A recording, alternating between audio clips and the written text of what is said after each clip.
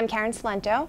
I graduated from NJIT with a degree in architecture, and now I work for Marvel Architects, and we are currently restoring the Central King building. The Central King building is designed in the collegiate Gothic style, and the building, because of its proportions and its form and the kind of ornamentation that's on the building, it is very scholastic in character.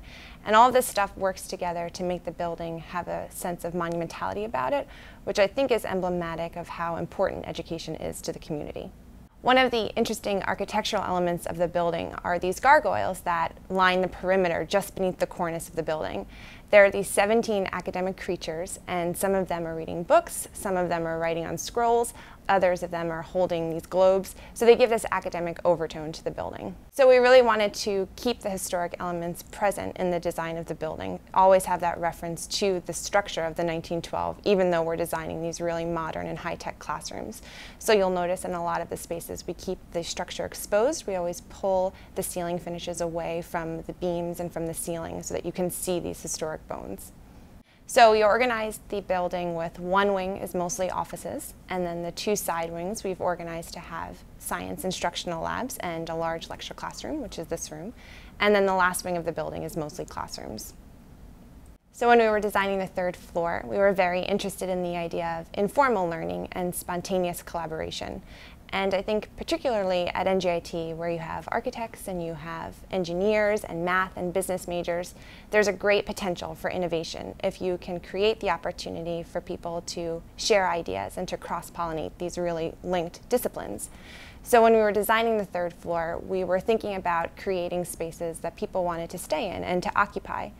And to do that, we've lined the public spaces of the building with a millwork band. And this band changes from a bench where you can sit to a working height countertop, and it defines certain spatial thresholds. And another important feature to encourage and promote this kind of interaction is the amount of work and display surfaces that we have around the building. So in all of the classrooms and in the corridor, we've provided tack surfaces for you to pin up your work. There's a lot of whiteboard surfaces. There are expansive chalkboards in the corridor, and the idea is to make it very simple for people to share ideas. And so whatever people write, whether it's a calculation or a drawing, that will serve as some kind of visual stimuli for the next group of students who are passing through. The design of the classrooms was really a collaborative effort between the NJIT faculty and users and the design team. We wanted to create spaces that were very flexible so that they could accommodate different types of teaching methods.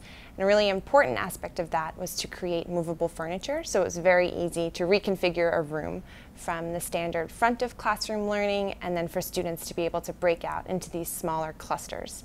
Another important aspect of the classrooms was incorporating technology.